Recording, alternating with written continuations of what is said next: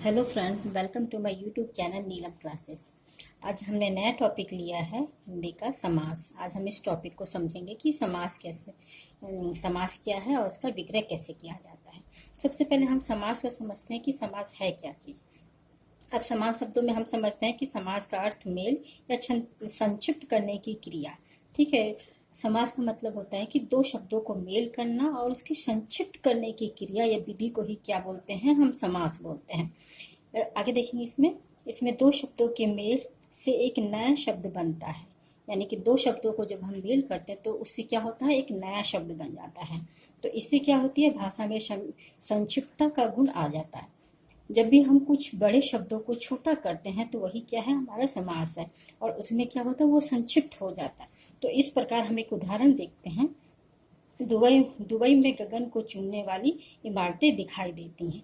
अब यहाँ पे देखिए, दुबई में गगन को चूमने वाली ये शब्द कितना बड़ा हो गया है। ठीक है, तो इसको संक्षिप्त हम करते हैं तो क्या होगा, गगनचुंबी। तो हम ऐसे बोल सकते हैं कि दुबई में गगनचुंबी इमारतें दिखाई देती हैं। अब देखिए इसमें क्या हो गया, ये संक्षिप्त भी हो गया, हमारी भाषा सरल भी हो गई हमारा। ठीक है, और मेल भी हो गया, यानी कि ये दो शब्दों का मेल भी हो गया। तो इसी क्रिया को क्या बोलते हैं, हम समास बोलते हैं। अब इसकी परिभाषा समझते हैं।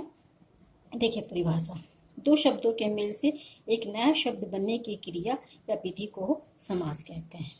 ठीक है, अब परिभाषा आपको समझ में आ गई होगी। समास क्या चीज़ है वो आपको समझ में आ गई होगी। अब यहाँ पे हमको समास को पूरी तरह से समझने के लिए चार शब्दों को हमको समझना बहुत जरूरी है, जो कि इस समास की नींव है। अब यहाँ पे देखिए, पहला है पूर्व पद, दूसरा है उत्तर पद, समस्त पद और समास विग्रह। इन चार शब्दों को हमको समझना बहुत जरूरी है समास को विग्रह करने के लिए। ठीक है, अब यहाँ पे मैंने एक शब्द लिया है प्रधानमंत्री। तो इसमें हम समझेंगे कि प्रधानमंत्री ये हमारा दो शब्द है, एक तरह से दो शब्द है, लेकिन प्रधानमंत्री अब जब हम बोलते हैं तो वो क्या हो गया, एक ही शब्द हो गया। तो इसमें सबसे पहले हमारे को पूर्व पद समझना है कि पूर्व पद कौन सा है। प्रधानमंत्री में ये जो हमारा प्रधान शब्द जो है वो आपका क्या हो गया, पूर्व पद हो गया। ठीक है, अब उत्तर पद इसमें क्या हो गया, उत्तर पद यानी बाद वाला। इसमें देखिए मंत्री, ये मंत्री जो है हमारा, ये हमारा क्या हो गया, उत्तर पद हो गया। अब यह प्रधानमंत्री, जब मैंने एक साथ बोला प्रधानमंत्री, ठीक है, तब वो क्या हो गया, हमारा समस्त पद हो गया। अब जब हम इसको विग्रह करेंगे तब ये क्या हो जाएगा कि प्रधान है जो मंत्री। ठीक है, ये क्या हो गया हमारा, ये विग्रह हो गया। ठीक है, प्रधान है जो मंत्री। समस्त पद क्या हो गया, प्रधानमंत्री। उत्तर पद क्या हो गया, बाद वाला मंत्री। यानी पूर्व पद क्या हो गया हमारा, प्रधान। तो इस शब्द से हमने समझा है कि ये चार शब्दों को हम समझ गए हैं। प्रधानमंत्री एक शब्द है, इस शब्द के माध्यम से हम पूर्व पद समझ गए हैं, प्रधान पद समझ गए हैं, समस्त पद समझ गए हैं और समास विग्रह समझ गए। ठीक है ना, जो पहले शब्द आएगा वो आपका पूर्व पद होगा, जो बाद में आएगा वो आपका उत्तर पद होगा, और सब मिल करके, यानी मेल जब होता है मिलकर मिलने की क्रिया को क्या बोलते हैं, समस्त पद। ठीक है, उसके बाद विग्रह क्या हो गया, विग्रह हमारा अंश शब्द हो जाएगा, प्रधान है जो मंत्री। ठीक है, तो ये हमारा क्या हो गया, समास विग्रह। तो यहाँ तक आपको समझ में आ गया होगा। अब हम एक एक करके सारे समास को पढ़ते हैं। सबसे पहले हम पढ़ते हैं कि समास के भेद, समास के कितने भेद होते हैं, वो उनकी परिभाषा क्या है, उसको कैसे विग्रह किया जाता है। तो समास के भेद में देखिए स्टूडेंट, मैंने 4 भेद लिए हुए हैं। हालांकि 6 होता है, सब मिला करके 6 होता है, लेकिन इन चारों को हम पहले समझेंगे। ये जो चौथी वाली जो हमारी समास है उसके अंतर्गत ही ये दोनों समास आते हैं। तो सारे मिला करके 6 होते हैं।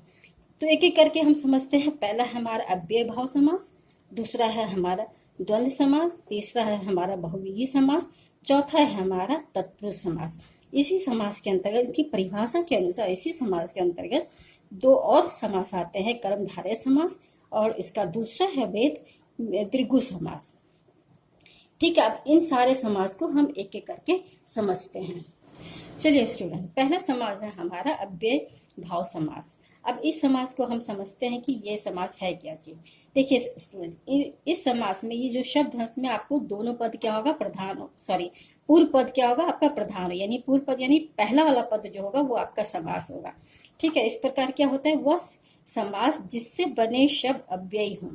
ठीक है ना, जो शब्द है पूर्व पद आपका प्रधान होगा, लेकिन उससे जो एक नया शब्द जो बनेगा वो अव्ययी शब्द होगा। ठीक है ना। इसका दूसरा गुण क्या होगा, क्रिया विशेषण तथा संबंध बोधक के रूप में प्रयोग किया जाता है। वो हमेशा क्रिया विशेषण के रूप में होगा या संबंध बोधक के रूप में होगा। उदाहरण से हम समझते हैं इसको। देखिए, जैसे मैंने एक सेंटेंस शब्द लिया है मैंने, रातों रात। ठीक है, अब इसमें क्या है, देखिए रातों रात मैंने, अब इसको जब हम इसके अर्थ को समझेंगे तो क्या हो जाएगा, रात ही रात में, रात ही रात में। ठीक है, अब एक हम सेंटेंस लिए हैं, वह ठग रातों रात यहाँ से फरार हो गया, रातों रात यहाँ से फरार हो गया। अब यहाँ पे इसको हम ऐसे भी लिख सकते थे, वह ठग रात ही रात में यहाँ से फरार हो गया। तो यहाँ पे क्या हो गया, आपका क्रिया विशेषण का गुण आ गया। ठीक है ना, रात ही रात में उसकी क्रिया होगी, उसकी क्रिया ही क्या होगी, इसकी विशेषता होगी, रात ही रात में वो फरार होगी। तो यहाँ पे क्रिया विशेषण का भाव आ गया। अब हम दूसरा समझते हैं, दूसरा शब्द है हमारा यथा सामर्थ। यथा सामर्थ एक शब्द है, इसका अर्थ होगा समर्थ के अनुसार। ठीक है, अब हम इसको समझेंगे, हमें यथा समर्थ दान करना चाहिए। यहाँ पे क्या है आपका, के अनुसार, संबंध बोधक हो गया कि जितनी हमारी क्षमता है, जितना हमारा सामर्थ्य है, उसी के अनुसार हमको दान करना चाहिए। ये हो गया आपका संबंध बोधक के रूप में प्रयोग किया जाता है। अब इसकी हम पहचान समझेंगे कि कैसे हम पहचान सकते हैं कि ये शब्द जो है अव्यय भाव समास में आता है। इसकी देखिए एक पहचान यह है, ये आपका जो उपसर्ग जिसको आप बोल सकते हैं, आ हो, प्रत्यय हो, भर हो, नीर हो, नर हो, ला हो, पल पल हो, घर घर हो, कानो कान हो, बीचों बीच हो, रातों रात हो, इस तरह के शब्द आपको पहले आए, पूर्व पद, मैंने बोला ना कि पूर्व पद पहले आए शब्द, तो ये हमारे इसमें देखिए कोई परिवर्तन नहीं। ठीक है ना, इसमें कोई परिवर्तन नहीं। अब हम उदाहरण समझेंगे। देखिए इसका उदाहरण मैंने लिया है, पहला उदाहरण लिया है प्रतिदिन। ठीक है ना, प्रतिदिन, प्रति, ये आगे ये हमारा क्या हो गया, उपसर्ग हो गया। ठीक है, दिन है। अब हमारा क्या है, इसका क्या हो जाएगा, इसका जो हम विग्रह करेंगे क्या हो जाएगा, हर दिन, सॉरी। ठीक है ना, ये समास पद हो गया हमारा, ये विग्रह हो गया, ये क्या हो जाएगा, हर दिन। यहाँ पे देखिए ये प्रत्यय जो है, इसी पहचान है हमारी, प्रत्यय हर दिन हो जाएगा। निसंतान, संतान के बिना। ठीक है, अमरण, मरण तक हो गया हमारा। पल पल, हर पल। ठीक है, यथाशक्ति, शक्ति के अनुसार। तो इस तरह के शब्द हैं हमारे, यही हमारे क्या हो गए, अव्यय भाव समास। ठीक है, अब ये अव्यय भाव समास आपने समझ लिया है। चलिए स्टूडेंट, दूसरा समास हम पढ़ते हैं द्वंद्व समास। सेकंड समास हमने छह समास के भेद पढ़े हैं, उसमें से दूसरा है हमारा द्वंद्व समास। अब देखिए द्वंद्व समास में क्या होता है, दोनों पद प्रधान होते हैं। इसका जो पूर्व पद होगा और उत्तर पद होगा, वो दोनों ही पद क्या होगा, प्रधान होगा, सेम गुण वाले होंगे। ठीक है ना, इसमें देखते हैं इसकी क्या परिभाषा है, जिसमें दोनों पद प्रधान हो तथा विग्रह करने पर दोनों पदों के बीच में और, या, अथवा, तथा जैसे योजक शब्दों का प्रयोग किया गया हो। ठीक है ना, जब दोनों पद प्रधान होते हैं और जब हम उसका विग्रह करते हैं, समास का जब हम विग्रह करते हैं, तो उसमें क्या होगा, और, या, अथवा, तथा जैसे जो योजक शब्द होते हैं वो उसमें जुड़ जाते हैं, तो वो द्वंद्व समास कहलाते हैं। ठीक है, इसकी पहचान क्या है वो भी हम समझ लेते हैं। सबसे पहले तो इसकी पहचान जो होती है वो उसमें योजक चिन्ह लगा हुआ होता है। अब यहाँ पे देख सकते हैं कि योजक चिन्ह ऐसे लगाते हैं। ठीक है ना, ये है आपका योजक चिन्ह। तो ये चिन्ह दोनों शब्दों के बीच में लगा रहता है, पूर्व पद और उत्तर पद के बीच में इस तरह का योजक चिन्ह लगा रहता है, ये पहचान है उसकी। दूसरा क्या है इसमें, ये जो आप देख रहे हैं योजक चिन्ह, इसमें ही निहित होता है अथवा या और, ये इसमें निहित होता है जो कि विग्रह करते समय हम उसका प्रयोग करते हैं। ठीक है, एक पहचान और है इसकी, जिसमें कि जैसे मैंने बोला कि दोनों पद प्रधान होते हैं, तो या तो वो सेम गुण वाले होंगे, समान महत्व वाले होंगे, या तो वो विपरीत महत्व के होंगे। दोनों एक दूसरे के विपरीत होंगे या दोनों एक दूसरे के पूरक ही होंगे। समान महत्व के होंगे लेकिन एक दूसरे के पूरक होंगे या एक दूसरे के विपरीत होंगे। तो इसको हम और उदाहरण के द्वारा समझते हैं जो अच्छे से स्पष्ट हो जाएगा। जैसे कि मैंने यहाँ पे कुछ उदाहरण लिए हुए हैं। माता पिता, अब यहाँ पे देखिए माता पिता, इसका विग्रह कैसे हो जाएगा, माता और पिता। अब यहाँ पे देखिए माता पिता जो है कि समान गुण वाले होते हैं। ठीक है ना, इसमें क्या है, इसमें कोई विपरीत तो है, एक स्त्री है एक पुरुष है, विपरीत तो है समान, लेकिन ये क्या है, इसमें समान गुण वाले हैं, दोनों का ही समान महत्व है। अब ये एक दूसरे के पूरक भी हैं, एक तरह से समझ सकते हैं, एक दूसरे के पूरक भी हैं।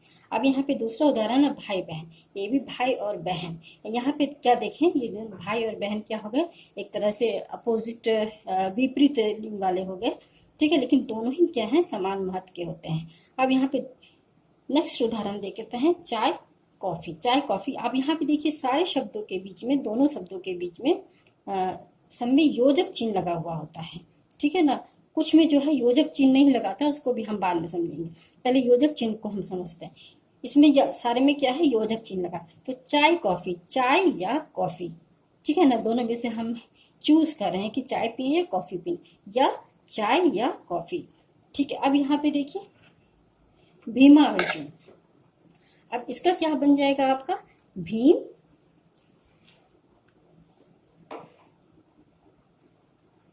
इसका विग्रह हो जाएगा भीम, भीमा अर्जुन है, भीम और अर्जुन। ठीक है, अब ये दोनों क्या है, भाई बहन है। ठीक है ना, दोनों का क्या है, समान महत्व है। अब यहाँ पे देखिए कुछ ऐसे शब्द होते हैं जिसके बीच में योजक चिन्ह नहीं होता है।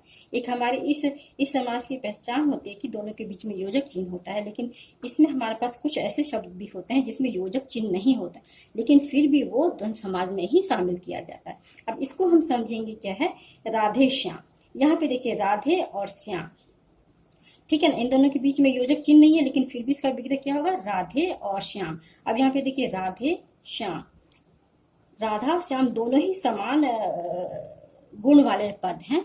ठीक है, और ये एक दूसरे के बिना अधूरे हैं, दोनों का समान महत्व है, समान गुण वाले हैं, दोनों ही प्रधान हैं। ठीक है, तो इसको क्या होगा, हम इसका विग्रह बनाएंगे तो क्या हो जाएगा, राधे और श्याम। ठीक है, इस तरह हो जाएगा। अब यहाँ पे सीताराम, सेम वही है कि दोनों ही समान महत्व वाले हैं, समान दोनों ही पद प्रधान हैं, समान महत्व के हैं, समान गुण वाले हैं, एक दूसरे से कम नहीं है। तो ये क्या हो जाएगा, इसका विग्रह करेंगे तो क्या हो जाएगा, सीता और राम। ठीक है,